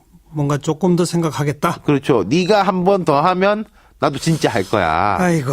이런 식의 이제 운신의 폭을 넓게 가져가고. 사상 최고의 초강경 대응 조치가 무엇일까에 대해서 북한 외무상이 한마디 거들었죠.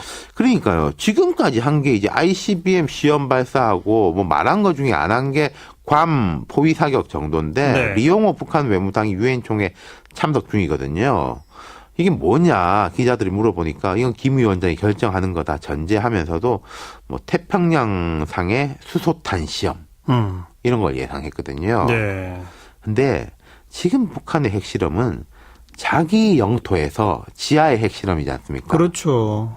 근데 이게 태평양의 공해상이라고 할지라도 공중 핵실험을 한다는 것은 이건 전 세계적으로 문제가 그렇죠. 되죠. 이게 과거에 프랑스, 미국 이런 나라들이 공중 핵실험을 많이 했는데 자기네 영역에서 했기도 하고 이게 한 80년대 이후로는 거의 없는 것 같아요. 예. 이렇게 된다면은 정말로 감당하기 어렵겠죠. 근데 지금 미국과 북한의 이런 말폭탄 이게 자칫 무슨 긴장 고조를 넘어서 군사적 충돌로까지 가는 거 아니냐라는 우려 이게 제일 큰 거 아닙니까? 말 그대로 치킨 게임 중이거든요. 네가 운전대를 꺾어라. 나는 안 꺾는다. 예. 서로 지금 그러고 있기 때문에 예측이 어려워 보이고 예. 참 이러면은 전체적인 긴장의 고조의 면도 있고 우리 입장에서 뭔가 끼어들 틈이 없는 거예요. 그러게 말입니다. 우리가 무슨 제3자로 해가지고 미국이 좋은 말로 해라. 중립적인 입장에서 중재할 그런 계제도 전혀 아니지 않습니까? 네. 참 답답한 상황인데요. 아무래도 시간이 조금 더 걸릴 것 같습니다. 네. 수고하셨어요. 감사합니다. 윤태권 실장이었습니다. 7시 5분 2부에 다시 올게요.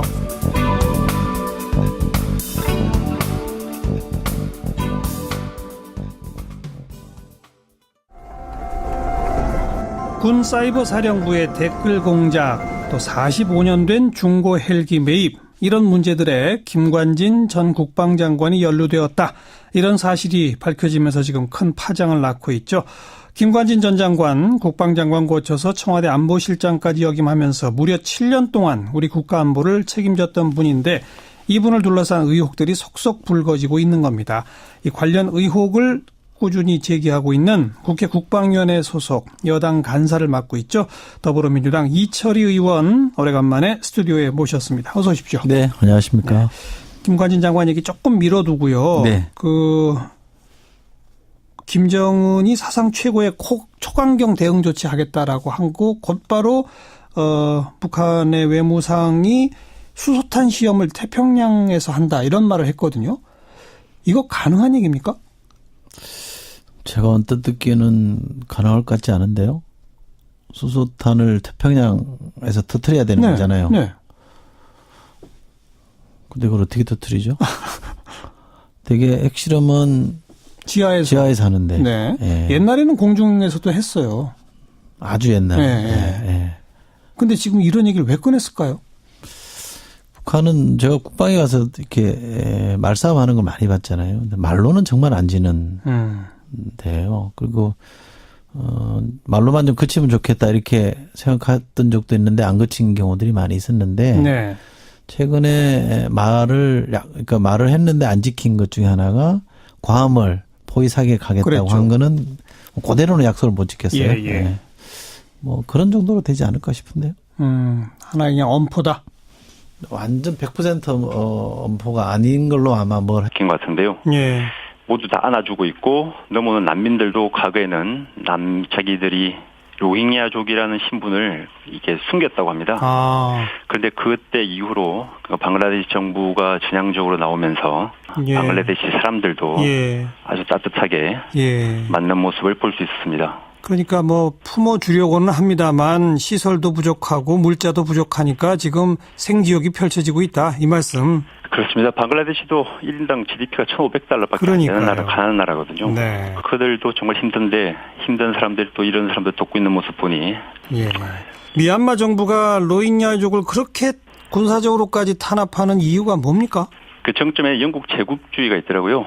뭐 100년도 더 된 시기인데 이 식민 지배기 동안에 방글라데시에 있는 그 무슬림들, 그 로힝야족들 이들을 그 미얀마 라카인주, 미얀마의 그 서부로 이주를 시켜가지고 예. 그 버마족, 당시 이름 이제 버마였지 않습니까? 그렇죠. 그 사람들을 이제 탄압을 하고 지금 했던 것처럼 했다고 합니다. 예. 그러면서 이제 뭐 감정이 안 좋았고 또 2차 대전 중에는 그러니까 로힝야가 이제 영국을 지원을 하고 네. 버마 쪽에서 일본을 지원하면서 아주 공식적으로 그 서로 총을 맞들이대기도 했었습니다. 그렇군요. 네네. 네.